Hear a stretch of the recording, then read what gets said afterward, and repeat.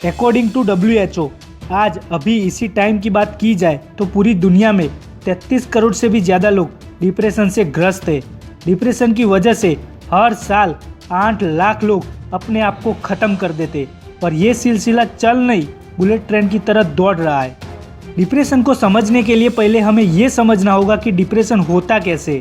Medical science तो कह देता है कि स्ट्रेस और एंजाइटी की वजह से होता है, लेकिन ये बात पूरी तरह से सही नहीं है, क्योंकि इससे एक और सवाल खड़ा हो जाता है कि स्ट्रेस कैसे पैदा होता है।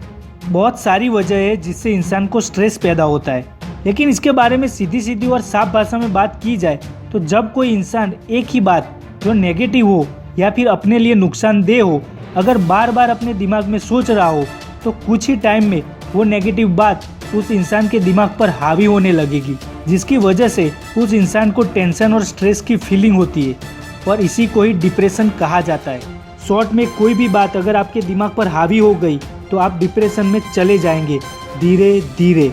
अगर एक बार कोई इंसान डिप्रेशन में चला गया तो उससे बाहर निकलना मुश्किल ही नहीं नामुमकिन हो जाता है और आप धीरे धीरे डिप्रेशन नाम की जेल में कैद हो जाएंगे, क्योंकि तुम डिप्रेशन वाले व्यक्ति को बोलोगे कि मुन्ना डिप्रेशन से बाहर आ जा और वो बाहर आ जाएगा, ये बात इतनी आसान नहीं है।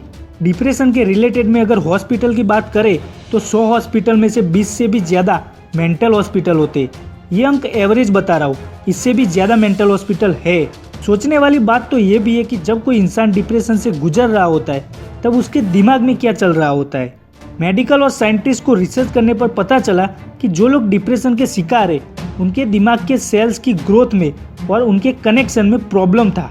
इससे पता चला कि डिप्रेशन की वजह से फिजिकल इफेक्ट भी होते हैं और इस प्रॉब्लम की जड़ है हमारे ब्रेन का हिपोकैम्पस। हिपोकैम्पस हमारी यादें और इमोशन को कंट्रोल करता है। साइंटिस्ट ने पाया कि नॉर्मल इंसान की कंपैरिजन में डिप्रेशन वाले इंसान का हिपोकैम्पस छोटा था। हिपोकैम्पस होता सभी में सेम, लेकिन जब कोई टेंशन और स्ट्रेस से गुजरता है तो ये हिपोकैम्पस छोटा हो जाता है। जब ये छोटा होता है तो सेरोटोनिन का उत्पादन कम हो जाता है। सेरोटोनिन एक तरह का दिमागी केमिकल है जो इंसान के दिमाग के लिए बेहद जरूरी है। ये केमिकल डिप्रेशन का दुश्मन है, क्योंकि पूरे दिन में हम जो भी अच्छा फील करते हैं ना, वो सब इसी केमिकल की बदौलत होता है। इस केमिकल को फील गुड केमिकल भी कहा जाता है और अगर ये कम हो गया तो आपको स्ट्रेस, एंजाइटी और टेंशन की फीलिंग होगी और आप डिप्रेशन के शिकार हो जाओगे, ऐसा मेडिकल साइंस कहता है। तभी तो जब आप डॉक्टर के पास डिप्रेशन की गोली लेने जाते हो तब डॉक्टर आपको एंटी डिप्रेशन मेडिसिन देता है जो सेरोटोनिन को बढ़ाने के लिए होती है, जिससे कुछ हद तक इंसान को अच्छा फील होता है गाइज। लेकिन ये कोई परमानेंट सॉल्यूशन नहीं है। तुम बोलोगे तो भाई इसका परमानेंट सॉल्यूशन क्या है?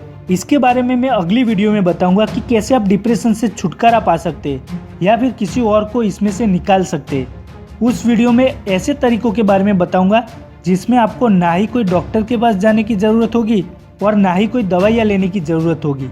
मैं आपसे सवाल पूछना चाहूँगा कि क्या आपको कभी डिप्रेशन का अनुभव हुआ है या फिर आपके आसपास किसी को डिप्रेशन है?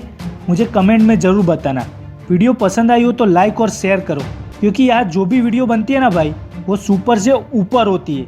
और अच्छे वीडियो सर्च करते करते यहाँ इस चैनल पे पहली बार टपके हो तो भाई सब्सक्राइब करो और बाजू वाली जो घंटी है ना वो दबाओ।